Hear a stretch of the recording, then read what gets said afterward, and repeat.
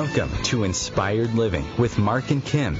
Every Wednesday, Marc and Kim, along with their special guests, will explore thought-provoking topics and ideas that promote creativity, self-help, healing, happiness, and well-being to inspire you on your spiritual journey. Each week, Marc and Kim will discuss different paths to achieving a more spiritual, balanced, happy, and healthy lifestyle. Topics will elevate consciousness and range from metaphysics to the human and social experience, and all things spiritual. Welcome to an inspired community that offers support, encouragement, and new ways of thinking. Marc and Kim are tested, certified, and professional spiritual mediums, metaphysical teachers, healers, and spiritual advisors with their own individual spiritual practices in Seattle, Washington, and Los Angeles, California. You are the inspired and the inspiration. And good morning, good afternoon, good evening, wherever you may be in this beautiful planet of ours. This is Inspired Living Radio here on the OMTimes Radio Network. I am your co-host today, Marc Lainhart, the Intuitive Prospector, coming to you live from my studio here in West Seattle, Washington, the beautiful Pacific Northwest. Today we're going to have a fantastic show talking about how to beat, how to survive cancer. We're going to bring our special guest on here in just a few minutes live from Canada, have her live on the phone here to talk about her new book, The Cancer Conundrum, and we're going to go over some details. But before we jump into the details of this show, I want to start off with a few quotes when it comes to cancer. For those of you listening around the globe, around the planet, thank you so much for tuning into the live broadcast. If you missed the live broadcast, you can always catch us streaming on our podcast shows, encore shows, through OMTimes Radio Archives, marclainhart.com, iTunes, YouTube, Podbean, SoundCloud, and of course, lovefirst.info. I'm going to be hosting solo today. My co-host, Kim Falcon, founder of Love First, is off today. So if you want to learn more about the beautiful work she's doing now down in California, she's back in California and all set up, you can go to lovefirst.info and schedule a reading or hypnotherapy, because we're going to be talking about hypnotherapy as well. And I know Kim's a hypnotherapist, so we're going to be talking about that. But if you want to join the show, we're going to be taking calls here in a little bit. You can also go to our Facebook page, which is called Inspired Living Radio. Ask to join the global community of over 1,000 inspired listeners around the world. And once you join the community, you can post a question there, and I'll do my best to bring it live to air if it's related to today's topic about the cancer conundrum. Or you can call into our live call-in line at 202-570-7057. And we're going to be taking calls. We're going to be talking about how to beat this horrible disease, cancer. I know for those listening today that at some form or way or another you've been directly impacted by cancer or indirectly impacted by cancer. I know even just within my immediate family, I've lost 2 members to cancer, one to brain cancer, one to throat cancer. So maybe you're battling cancer right now, and this is an episode that you're going to want to listen to, because we're going to be bringing up some really good points of how to feel stronger, how to beat cancer, how to get past cancer, whether it's positivity of mind, conventional medicine, unconventional medicine, spirituality, meditation, all of that stuff that plays into your attitude and never giving up the fight. I always think of the coach who passed from cancer when he talked about never give up, never give in. And I think of people like Lance Armstrong, where he says we have 2 options, medically and emotionally: give up or fight like hell. And, you know, when it comes to cancer may have started the fight, but I will finish it, and I know that you can finish it. So we're going to be talking today to our special guest. If you want to work with me, you can find all of my information at marclainhart.com. Internet search The Intuitive Prospector. Make sure to get on my Soul Adventures YouTube playlist with all of the episodes of Inspired Living Radio, all of my episodes of Metaphysical Mocha Mondays, which is every Monday morning at 8 a.m. Pacific Standard Time, through my Facebook page on the Intuitive Prospector channel and my YouTube channel, where it's a inspirational show for the week ahead, followed by the Healing Cafe, where I have direct messages, conversations, readings, spiritual chats with all of my followers, all my, what I like to say, spiritual prospectors in search of their own spiritual goal. So with that, I want to open up the show. Again, the positive affirmation is exactly what I was just talking about. You've been assigned this mountain to show others it can be moved. So if you're battling cancer right now, if you've beat cancer and you are a survivor, you know somebody that's going through cancer, that's your positive mantra for this month.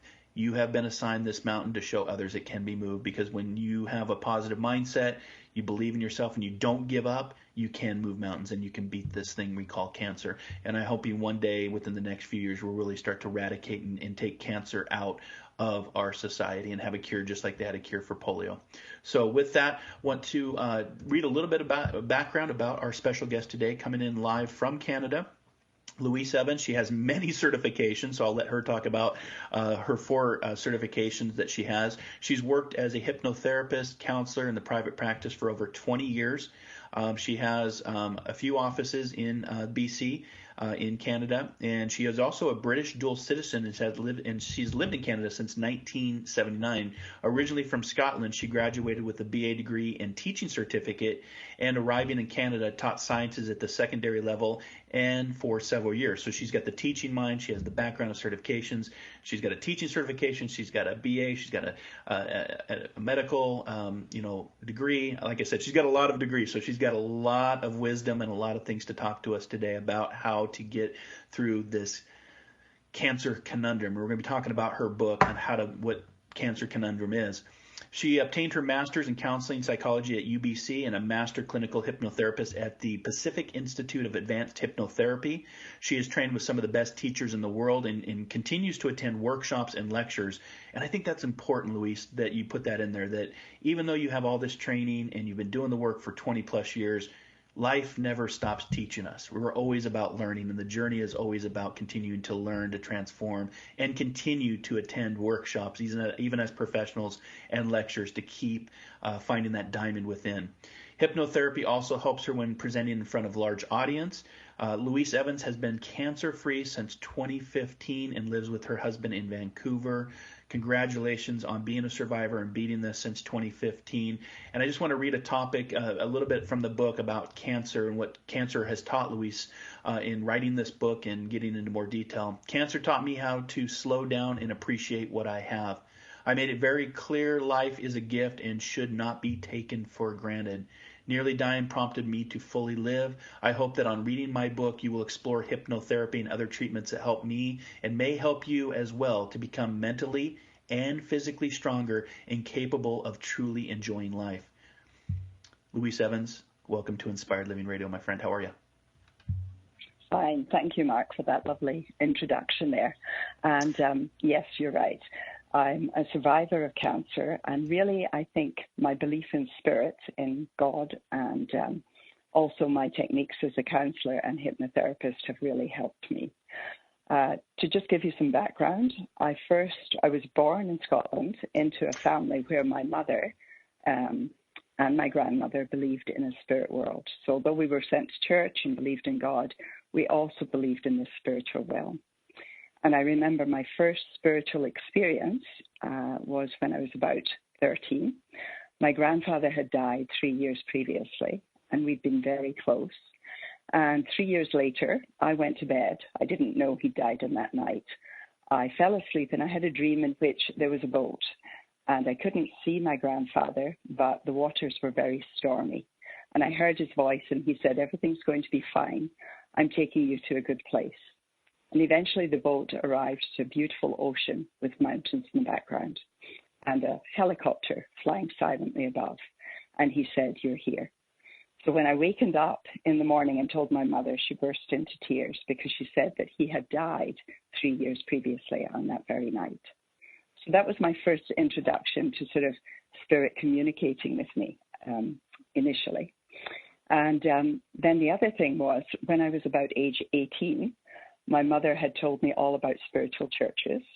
And so what I did was I decided I used to work and do temporary work during the university holidays in London. We got long holidays. And so I was able to work then and travel in the summer. So I went to one of these spiritual churches, and the year before I'd been in a car crash where my vertebra was crushed. And so I had to wear a back brace, but nobody could see this. It was hidden under my clothes. And so as I was getting off the tube, someone tried to grab my purse, and I grabbed it back, but I began to fall, losing my balance between the train and the platform. Someone grabbed me. And when I turned around to thank them, nobody acknowledged that. They all wanted to get off the train. So I got off the train, went to the spiritual church, and one of the mediums at that time said, on the way here tonight, you were almost hurt, but your grandfather intervened.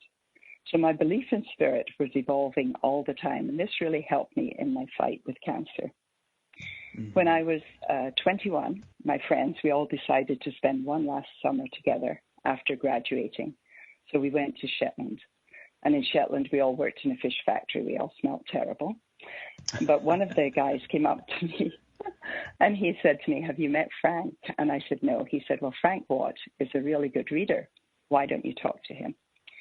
So my friend and I went round one night, and Frank had a glass of water. He took an egg. He cracked the egg in the water, and we put our hand over the glass, and he began to read to us.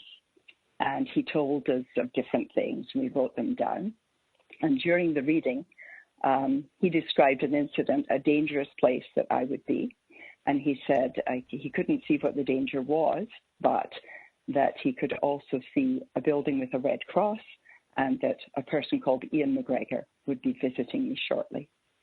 So anyway, a few days later, I went off with my friend traveling in Shetland, and we were in the building that Frank had described.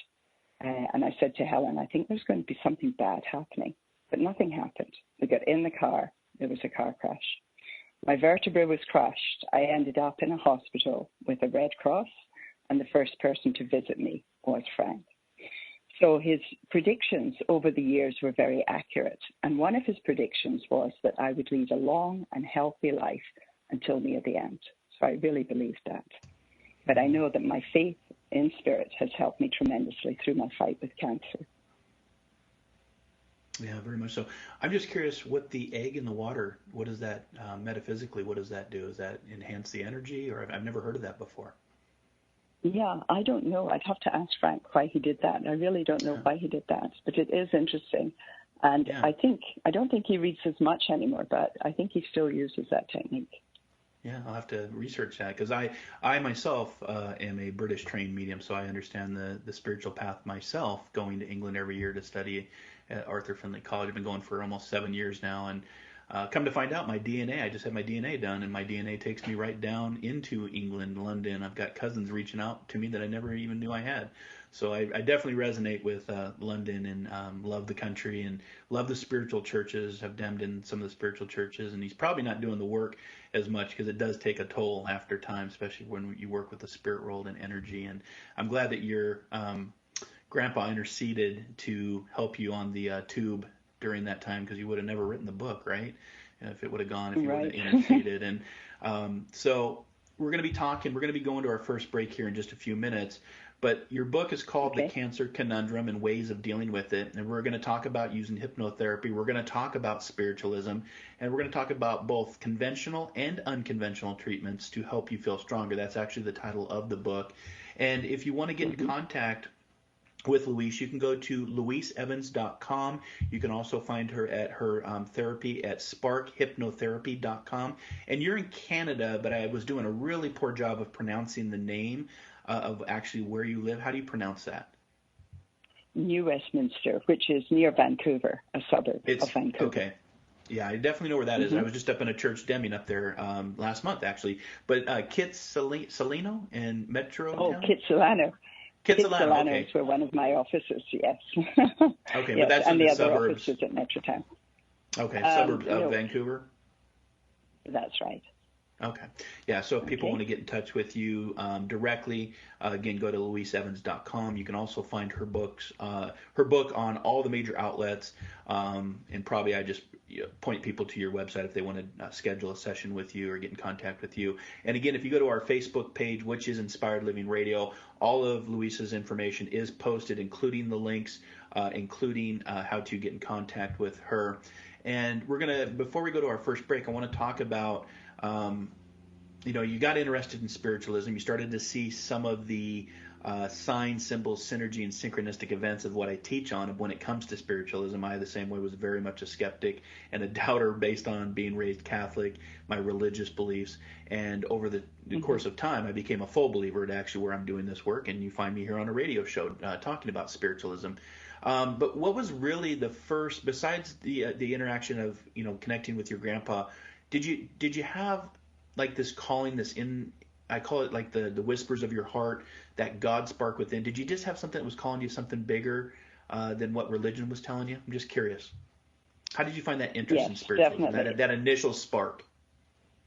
Yes, no, I agree. I found that to belong to a specific religion for me was limiting, and the spiritualism sort of enhanced everything. And so I was able to my beliefs just fit with it, Mark. You know, everything. I believe in equality of all people. Mm-hmm. I believe in compassion. And so, yes, it was the one belief system that I could really relate to. It's not limiting. I think that's the thing about it, right? Yeah, exactly. And and with me, with the cancer conundrum, when I say this, I don't know if I actually said this in the book, I always had a sort of a feeling of being slightly lonely, despite the fact that I had family, friends, children, etc. Yep. But when I had the cancer, then my connection with spirit grew, and that loneliness completely disappeared. Mm-hmm. And it was quite interesting because the cancer conundrum, the reason I wrote the book, I actually started to journal when I had the diagnosis given to me. And as I was journaling, I thought, this is therapeutic, this helps me. And then I thought, well, maybe the techniques that I use as a counselor and a hypnotherapist, that can also help me, but it can help other people too. So I began to think of writing the book at that time. And basically, I also once I was given the all clear from the cancer, I developed a group. And the group had cancer people who had survived, people who were fighting cancer. And I asked them if they too would actually tell me how they had fought the disease, how they had coped with it, or were coping with the disease. And so that's really, Mark, how it came into being. Well, when we come back from our first break, we're going to talk about that. We're going to talk about these inspirational stories. And again, you have to fight through some of those bad days to earn the best days of your life, right? So we'll be back here in 2 minutes with our very special guest today, Louise Evans, talking about her new book, The Cancer Conundrum, here on Inspired Living Radio. You are the inspired and the inspiration.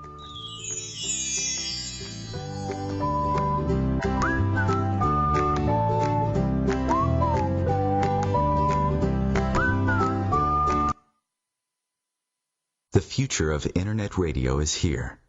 OMTimes Radio, IOM FM. Host your show on IOM FM, the radio network of OMTimes Media, one of the more recognized brand names in the conscious community, and is backed by the extensive marketing reach of OMTimes. Hosting a show on IOM FM immediately connects you with our extensive dedicated community.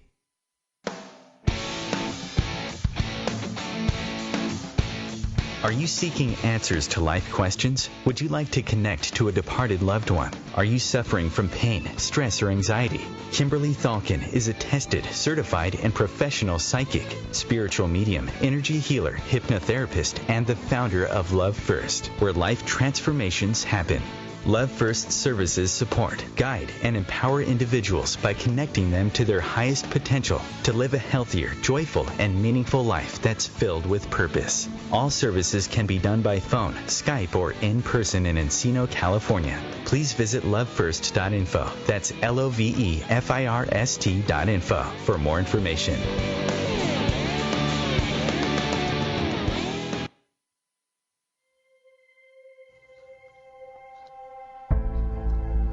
For those times when you're looking for insight and additional tools to living your most elevated life, there's no better place to turn than Intuitive Alchemy Radio. Join me, Laura Brown, each Wednesday at 4 p.m. Eastern for inspiring conversations, live on-the-air readings, and tools to help you build your most aligned, most abundant, and most delicious life. Death Row Dogs Rescue is a 100% all-volunteer, no-kill rescue 501c3 nonprofit organization. We are run solely by volunteers who dedicate their time and resources for the past 30 years to rescuing homeless pets from the streets in Los Angeles and surrounding areas, and from city and county animal shelters who are on death row, often moments away from being euthanized. We provide housing, medical care, and training to these neglected, abused, and often severely injured animals. Donate now, save a life, and allow these beautiful dogs to experience a home life filled with love. All donations are greatly appreciated and are tax deductible. Please visit www.deathrowdogsrescue.com to see some of our amazing dogs who need homes. Do not breed or buy. Make adoption your first option.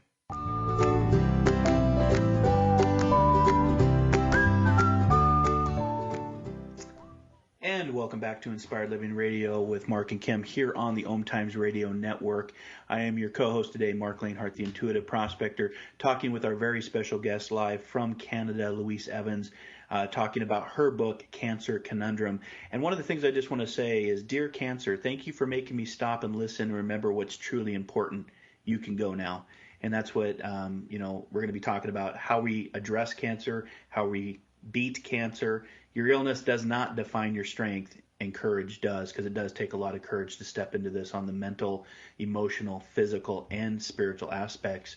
So before the break there, Louise, we were talking about the cancer patient group that you were participating in, and talking about some of their stories and some of them, how they found some solace and comfort as they started to embrace some unconventional treatments that offer benefits. Let's talk about that, and let's talk about the diagnosis. Let's talk about your chapters of Just Be Positive, the treatment, the anxiety and depression that comes with that, and then also the experience with John of God. Okay, super. All right, well, I'll give you basically, when I was sick myself, I had always expected to be healthy because Frank had been very accurate in all his predictions and saying I would live a long and healthy life. I thought I would be healthy till the age of 80, till near the end. But of course, I'm still alive, so Frank is great. I hope he's right. But basically, when I became sick, it was a real surprise to me because I had been working 2 jobs at that time. I was working in a school as a school counselor, and I was also working in my office too. And occasionally I had this numbness in my arm, and the tests had shown that there was nothing wrong with me. It was migraine, the doctor said, so I wasn't too bothered. But in the spring of 2014, the numbness persisted for 12 days. So I was really worried, went to the doctor, and she checked me, and she said to me, do you do breast exams, self-breast exams? I said, no, I don't. She said, do you do mammograms? I said, no, they're uncomfortable. That's a big mistake for listeners out there. We should all do mammograms. Mm-hmm. And so basically, she said she found a lump, and I was just shocked, okay? So the next thing is, when you get a diagnosis like that, everything happens really quickly. In my case, I was sent down to the ultrasound room. I had a mammogram immediately, and that was followed by a biopsy. So it was all done at top speed. And I remember waiting in the doctor's office to see the results of the biopsy and being hardly able to breathe at that moment. So I think all the people out there that are listening know the feeling. You're hoping and hoping that it's not cancer. And when you get the diagnosis that it is cancer, it's a real sickly feeling. So once I'd been given that diagnosis, then I began to really need some help. And at that time, I had a friend, an intuitive healer called Robin Goldfarb. And Robin got a message through her meditation from my mum. And the message, I'll read a little bit to you, Mark. It says, your mother says you need to control your thoughts. You need to stop jumping so far ahead with crazy ideas and really be in the moment, because this is such a big lesson you're going through. Mm-hmm. It's one of the biggest challenges of your life. And she goes on to say that you will get through this challenge. You'll get beyond this challenge. And then she said, this disease is a true gift. Now, that was really important for me because up to that point, I had not thought of cancer as a gift. I had thought of everything that cancer was taking away from me. But in actual fact, when you look at it, the cancer was giving me many things. It was giving me the ability to slow down.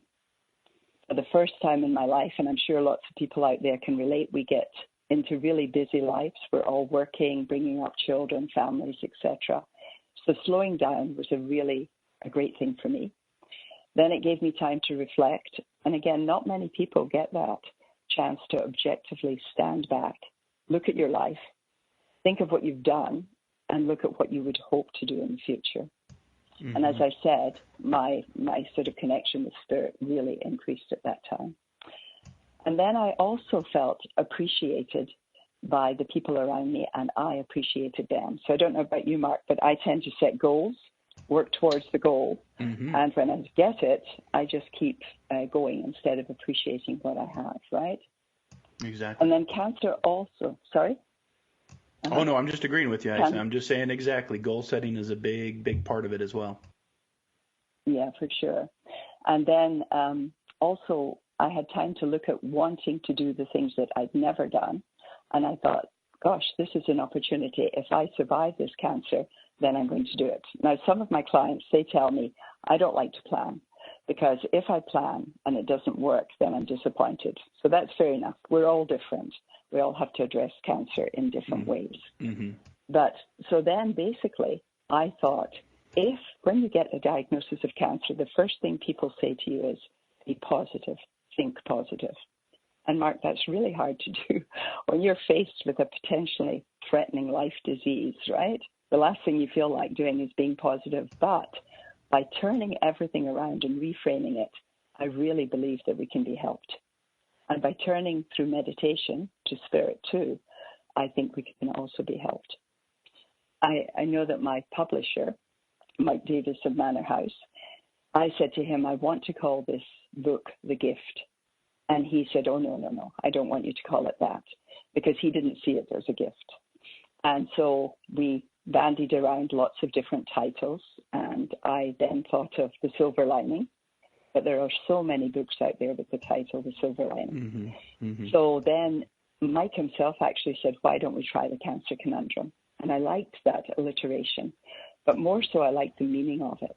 Mm-hmm. Because if you think of it, when you get a diagnosis of cancer, the first thing is you have to decide, am I going to follow conventional treatment, which is usually surgery, chemotherapy, and radiation, or am I going to go to alternative treatments, or am I going to do a combination of a conventional and complementary? So it's a very confusing and difficult time. And conundrum, of course, means a confusing and difficult problem. And it's a conundrum. True. So anyway, that was the first one. And then when you're given this extra time to live, you really want to make the most of it. So again, the decision of how to use that time. And there are two things. I think there's the drive to really utilize it and enjoy it. But I feel that most of us as cancer survivors, we want to give back in some way. So that was really important for me. I found too that apart from meditation mm-hmm. for me was big, and prayer. Mm-hmm. I also used a technique called desensitization. Have you heard of that? I have not. It's a technique. Yeah, please share. No. Yeah. Okay. It's just a technique where you take a mirror. So in my case, I was bald with the chemotherapy. The hair had fallen out, and I found it repulsive to look at myself. So in order to begin to accept the changes in my own external body, I took a little mirror, and I would look in this mirror every night for a short time until I could eventually again look at myself in the mirror. And I did the same with the breast, because the breast is disfigured after the mm-hmm. surgery. Mm-hmm. And so again, I had an aversion to what was happening. So I found desensitization very helpful. And another technique that I'd like to share with people out there is Gestalt technique of talking to your body parts. So if you have suppressed emotion, sometimes by talking to your body and allowing the parts to talk back, mm-hmm. then you can release that emotion. So for example, I'd have a discussion with my breast. I'd say something like, I'm really sorry. I think I was so stressed, I overworked. I'm partly to blame for causing this cancer. And then I'd give the breast a voice, and it would say back something reassuring, like, don't blame yourself. Nobody knows the causes of cancer. We'll work together as a team. So that was another technique that I found really helpful. And I wanted to share those with readers as well. But hypnotherapy was, I think, the most important for me, apart from my belief in spirit, my faith. With the hypnotherapy, while I was ill, especially when I had chemotherapy, for me, I couldn't move around a lot at periods of time with the chemotherapy, so I was bedridden for short, maybe a day or two, every so often. And I then would take a script called an induction, which had been written by another hypnotherapist. I would read it out aloud and I would record it on my cell phone. So when I was at my weakest, I could listen to this, and I found it really helpful, really healing, because I was able to address things like fear and anxiety. I was able to sort of prep myself before the treatments that were going to come, and also to deal with general healing. So I believe that people can not always afford therapy. They also cannot always have the energy to go in to see a therapist. So I think that I've actually dedicated 4 chapters in the book to hypnotic inductions that I wrote, so that people, if they like them, can record them on their cell phones and utilize them. I think that will be helpful. I love that. The major challenges that I got, I had to inject myself for the period of about a month in my stomach. And I'm sure, like other people don't want to prod themselves with needles. And so I asked my husband if he would at least put the needle in my stomach, and then I would maybe press the plunger. So he agreed, and he did it so well that I didn't feel a thing. And then I said, okay, Roy, let me just take the plunger. So I took the plunger, pushed it down, and the moment I pushed it down, there was liquid bubbling on the surface of my skin. My husband had been so gentle, he hadn't even penetrated the skin. And so other challenges that other people will get is losing our hair. I think we're very vain as females. We really like our hair. And for me, luckily I had the extended medical, so I could buy a wig and wear a wig as well, which was a great thing. The only trouble with a wig, of course, is I have a machine called a Hypnocom in my hypnotherapy office, and this is a machine that cuts out noise. So while I was doing hypnosis with some of my clients, I had to put the headphones on, and my wig began to come off. And then I couldn't hear through the headphones. So I had to put it round my neck and talk into the microphone. So these were some of the challenges I faced. My visit to John of God was really interesting. I know he's a controversial figure now, but in 2014, he wasn't. And I had seen a DVD about John of God. And I don't know if some of the listeners are aware, but he was an intuitive healer, a channeling medium in Brazil. And he was actually performing psychic surgeries and physical surgeries without anesthetic. So years before I ever got cancer, I saw this video, and it was very interesting. And then a few years later, when I developed the cancer, I bumped into another counselor called Peggy. And Peggy was talking about energy healing. And she said to me, I'm an energy healer. I said, how do you do that? She said, if you've got a few minutes, I'll show you. So Peggy turned to me and she said, I'll just take away that pain in your neck and your shoulders. And I was really surprised because I didn't know anybody was aware that I had any pain in my shoulders. It was just stress that day. So I said, okay, and Peggy wove around my body and she pulled the pain out of my body. And then she had to go and work. And she said to me she was leaving, my gifts have increased since I've seen John of God. So I was really pleased, right? I thought, here's someone else that likes John of God. And I guess the decision to go to John of God occurred when one of my other friends went to see him. She's very sensitive to energy. And when he walked into the Great Hall, her body literally vibrated and she almost passed out.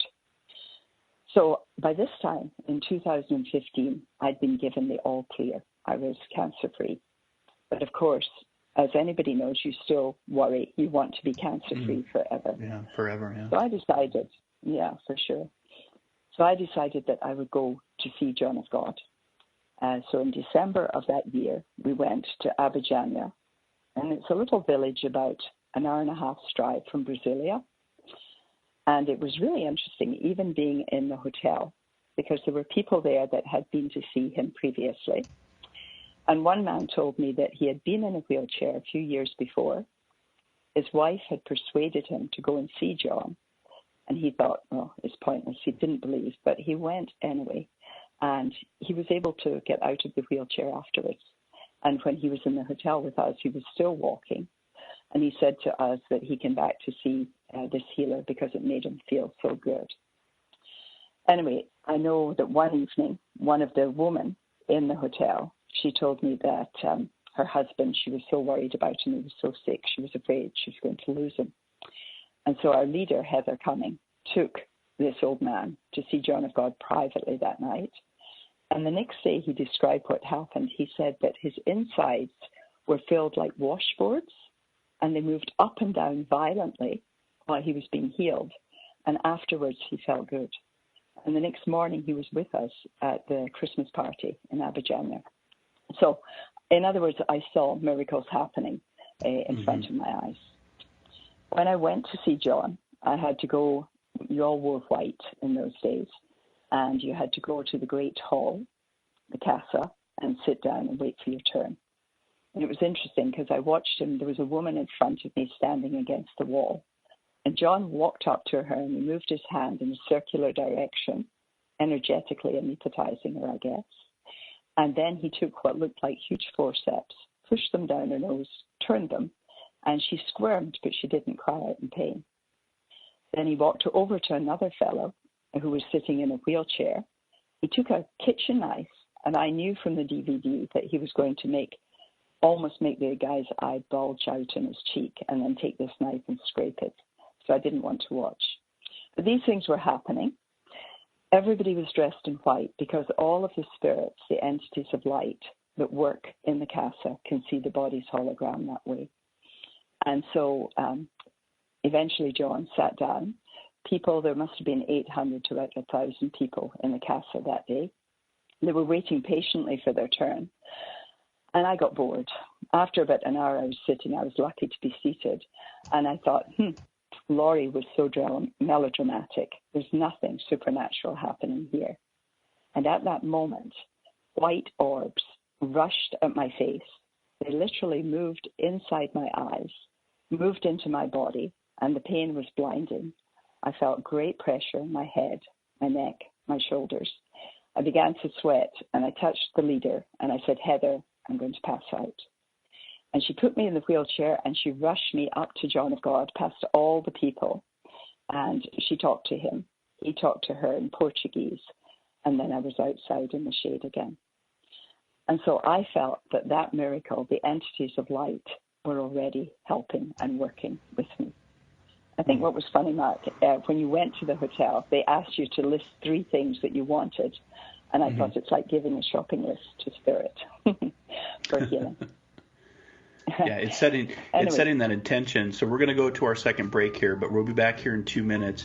But again, if you want to unlock the secrets of the universe, you think in terms of energy, frequency, and vibration.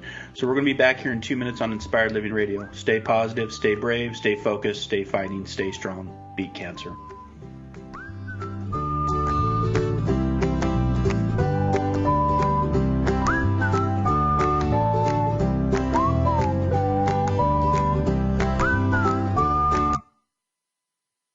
The cutting edge of conscious radio. OMTimes Radio. IOM FM.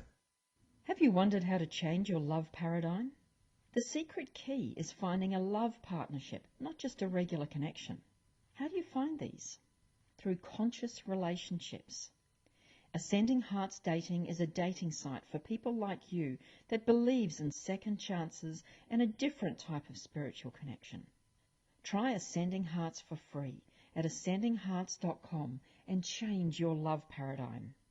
Ascending Hearts, the premier dating community for the spiritually awake. One planet, 7.3 billion people, only one you. Life offers us many opportunities and learning experiences. Are you ready to explore and discover this beautiful planet, the life and energy all around us, the spiritual world, and what is unseen, along with your own personal soul adventure? Marc Lainhart, the intuitive prospector, is the spiritual connection you have been prospecting for. Internationally known as a tested and professional clairvoyant medium and spiritual advisor, Marc's work as a metaphysical teacher, medical instructor, radio show host, inspirational writer, and hiking guide are here to help you on a journey of self-discovery, healing, inspiration, education, and a whole lot of spiritual awesomeness. Dare to dream. Dare to explore. Dare to live. For more information on Marc's spiritual practice in Seattle, Washington, please visit marclainhart.com or internet search The Intuitive Prospector. My name is Victor Furman. Some call me the Voice. I've always been fascinated with human nature, spirituality, science, and the crossroads at which they meet. Join me Wednesdays at 8 p.m. Eastern on OMTimes Radio, and we'll explore these topics and so much more on Destination Unlimited.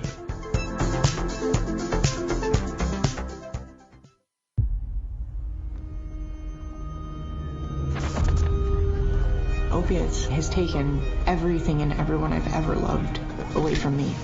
Everything. I blew my ankle out and I got prescribed pain pills by my doctor. If making my detox public is going to help somebody, I'm all for it. I just wish I would have had a warning. Opioid dependence can happen after just 5 days. Know the truth, spread the truth. A message from Truth, the Ad Council, and ONDCP.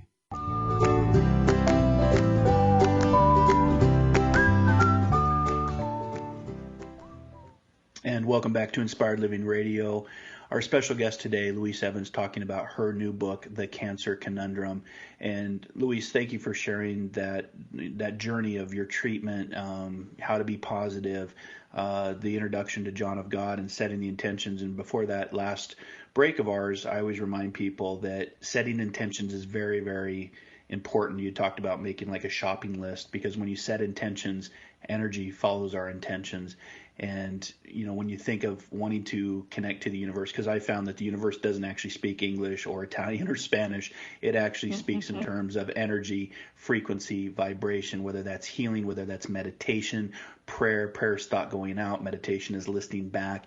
And just for our listeners out there, I just want to remind people, both Louise as a cancer survivor and myself as being associated with losing my brother to brain cancer. When someone has cancer, the whole family and everyone who loves them does too. And I just want to remind people of that when they're going through their cancer treatments. Surround your loved ones, surround your friends, your coworkers, and help them through this journey, because you never know how strong you are until being strong is the only choice you have, right, Louise? And you had talked about Robin. I want to give an inspired listening shout out to Robin. I know Robin very well. And she's my sister from another mister, so we just want to say hi to Robin up in Canada as well. But let's continue this journey, because this show goes by so very quick.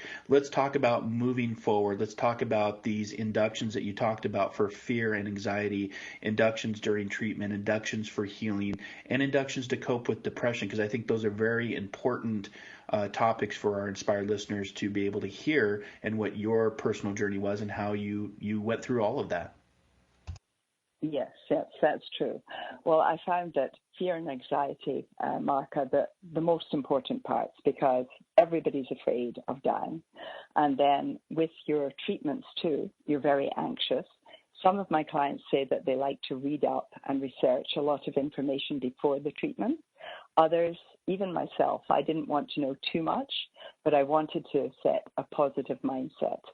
And so I would, in the inductions I use, the first part of the induction is usually getting you into a relaxed state physically and mentally. Then there's a deepening, so that you're in a deeper state of trance, so that you're more able to accept the suggestions. And the healing suggestions, of course, with fear and anxiety, would be to calm yourself, to stop the worried thoughts, and to manifest what you want, that positive outcome. So these were the main things that I did. And I know, for example, when I had to lie in a cast and not move for the radiation treatment, I was really nervous that I would move.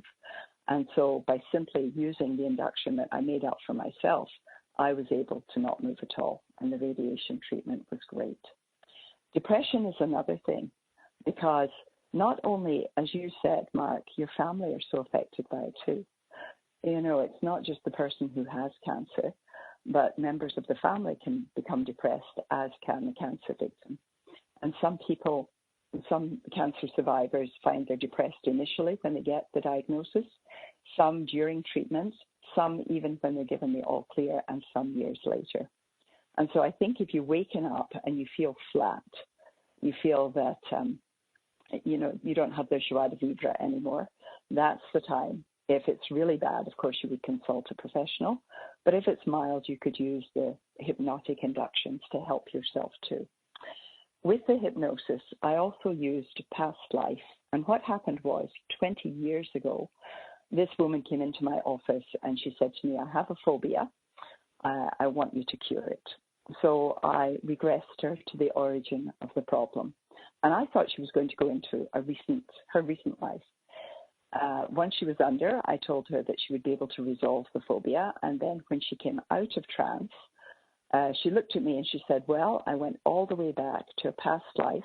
I found the origin, and now I'm phobia-free. So I thought, well, this is great. She's very optimistic. We'll see. And to be honest, 20 years later, she still remains phobia-free. So that was my first introduction to past life. And initially, I was critical. I didn't know if I believed it, but I thought it has therapeutic value. Sure. But now, after doing so many past lives, I truly realize that we do go on.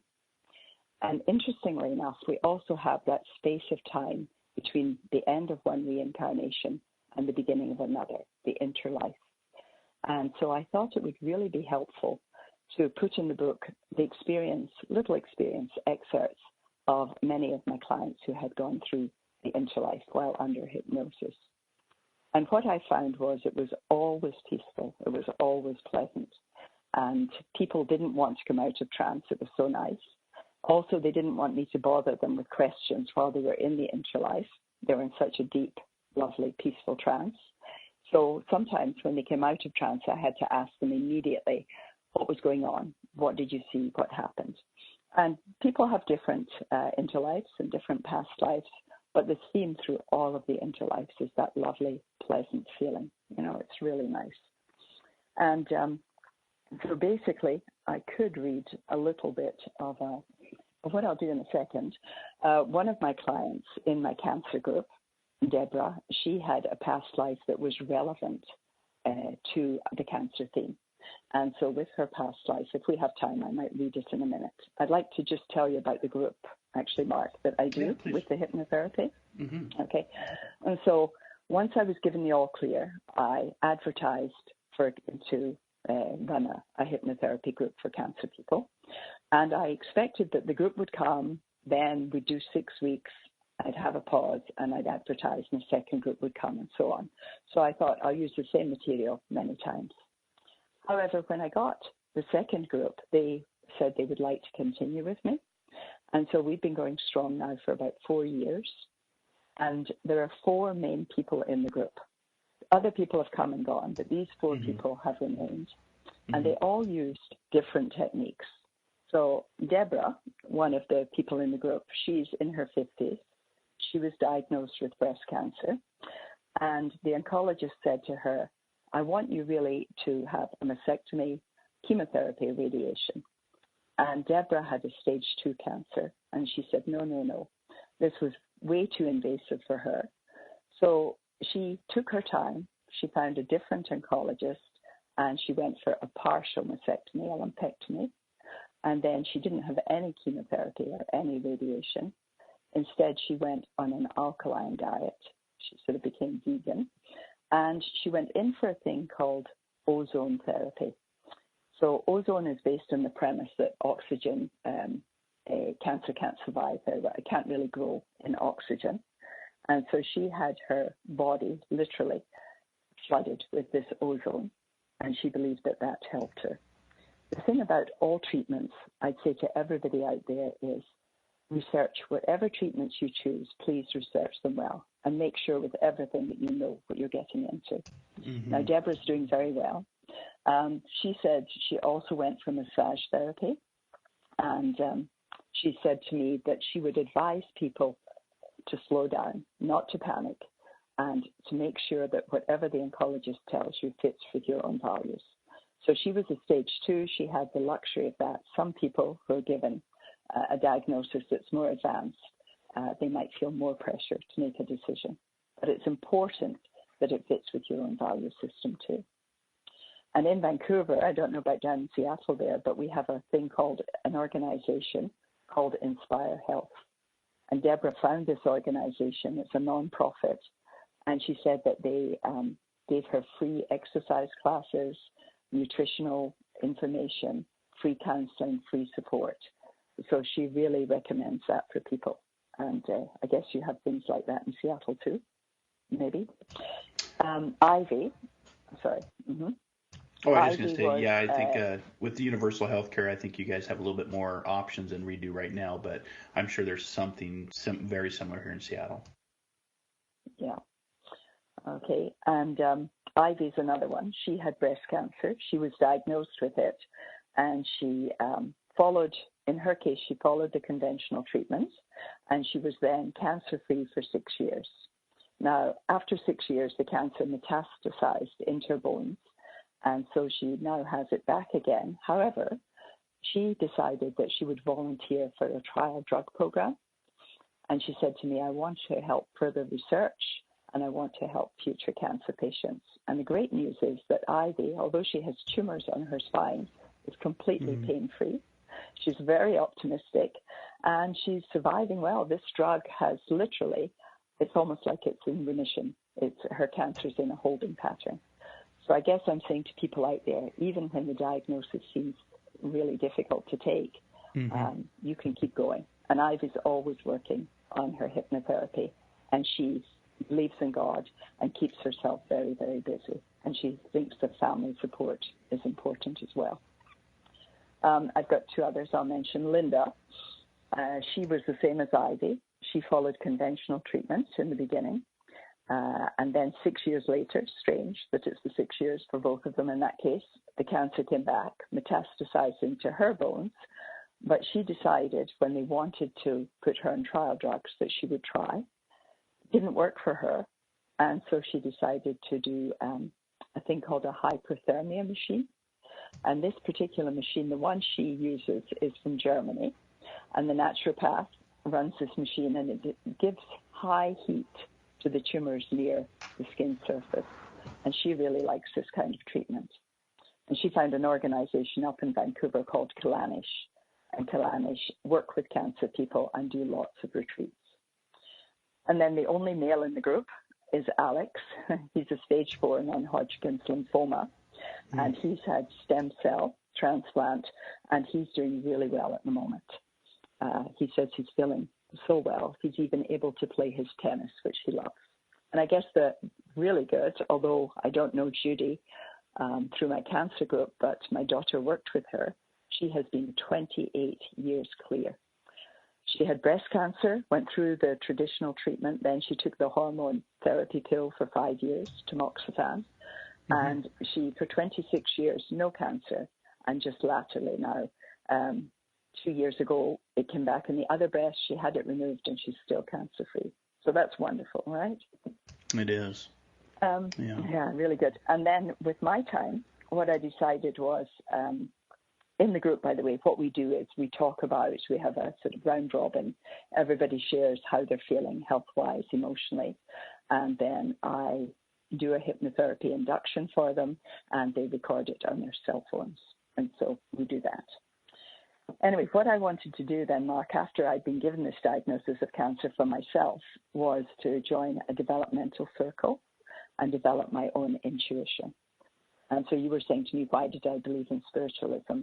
And I guess it's because you feel intuitively and you feel energetically too, right? So I enjoyed that at the spiritual church, and then I joined a healing touch group. I did that as well. And then for fun, I did stage hypnosis. I'm not going to do that with my clients, but I wondered what the difference would be between a stage hypnosis language, what they do, and between therapeutic hypnosis. And I found that the inductions, the basic means of getting people into trance, is similar. But obviously after that, one is for entertainment and one is for therapy. And like you, I went to the Arthur Finley School just this summer here. And I learned how to do spiritual healing, which was just a wonderful experience too. And then with the time I've been given, I wanted to travel as well. So, I've done some traveling. But I just like to say to people out, I just like to say to people out there, family and friends, it's wonderful that you're supporting the people that you love. And for all of the cancer people out there, remember, use whatever tools you can to survive, okay, because we are survivors. Yeah, exactly. So, Louise, thanks so much for being on Inspired Living today. Again, if you want to work with Louise up in Vancouver, louiseevans.com, and check out her new book, The Cancer Conundrum. It's been a pleasure and honor talking with you today. And just for our inspired listeners out there, no matter how good or bad you think your life is, wake up each day and be thankful. Someone somewhere else is fighting to survive. And again, check out Louise's book, The Cancer Conundrum. We'll be back next Wisdom Wednesday at 12 p.m. Pacific, 3 p.m. Eastern here on the OMTimes Radio Network. Until our next soul adventure together, be kind, be caring, be compassionate. Dare to dream, dare to explore, and dare to live. Namaste.